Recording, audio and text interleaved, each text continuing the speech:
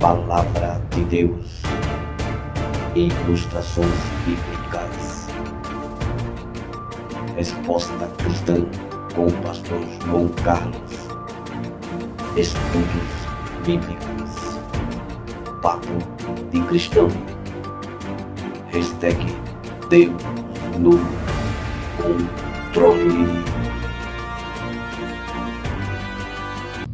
Porém, obviamente, o significado da parábola dos talentos não ficou limitado aos discípulos. Porém, obviamente, o significado da parábola dos talentos não ficou limitado aos discípulos, mas alcança a todos os cristãos de todas as épocas. Também muitas interpretações erradas, alegóricas foram feitas sobre esta parábola.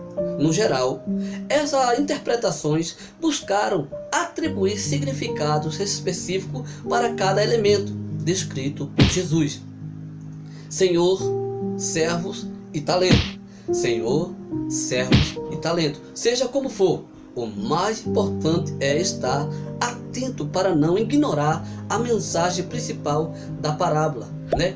Na maioria das vezes, irmão, o excesso das alegorias acabam distorcendo o ensino fundamental, né? Transmitido por Jesus, né? O que realmente que Jesus quer falar, né? Seja qual for, irmão, a interpretação nenhuma delas pode ignorar que o grande significado da parábola dos talentos enfatiza o princípio de que cada um recebe dons e oportunidades. E servo fiel é aquele que, independentemente de quantidade, né, de talentos recebida, age com responsabilidade e diligência. O servo fiel valoriza os bens do seu senhor, não é verdade? Lições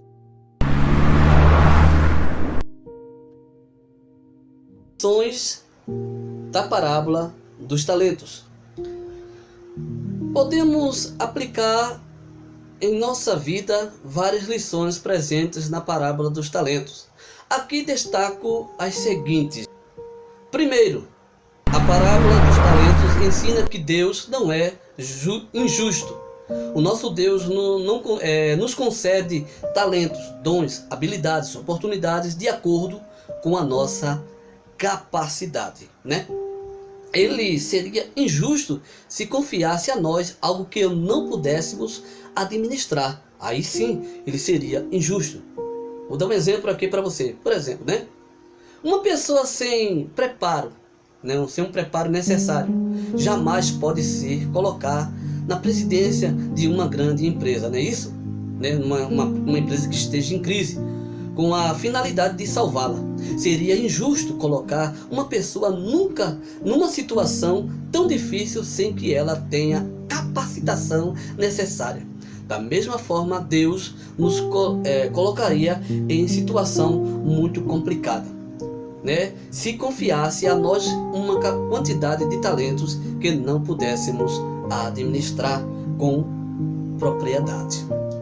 Segundo, a parábola dos talentos ensina que o pouco é muito. Algumas pessoas enfatizam o efeito de que o servo inútil recebeu apenas um talento, mas aquele único talento já representava um momento equivalente a 20 anos de salário, né? Veja só, acumulados de um trabalhador daquela época, né, querido? Acredite, isso era mais que o suficiente para realizar muitas aplicações a fim de que qualquer dinheiro rendesse. Não é assim, irmão? Com isto, nós aprendemos que o que parece pouco, na verdade, é muito. Alguns intérpretes defendem que aqueles servos da parábola eram escravos e nem possuíam salário. Mas se considerarmos que aqueles servos eram trabalhadores comuns daquela época, o servo que recebeu apenas um talento, irmão, teve em suas mãos uma quantia que muito provavelmente nunca havia ganhado em toda a sua vida.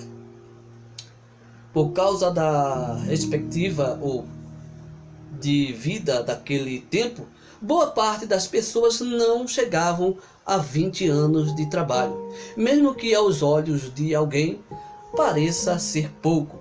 O que Deus nos confia é muito mais do que poderíamos conseguir por conta própria. Não é verdade? Concorda comigo? Deixa o teu like, compartilha. Glória a Deus, aqui é o canal onde nós fazemos a obra de Deus. Terceiro, irmão, a parábola dos talentos ensina que nada do que temos é de fato nosso. Somos apenas depositários, não somos donos do talento que recebemos. Nossa função é administrar, zelar por aquilo que Deus nos dá.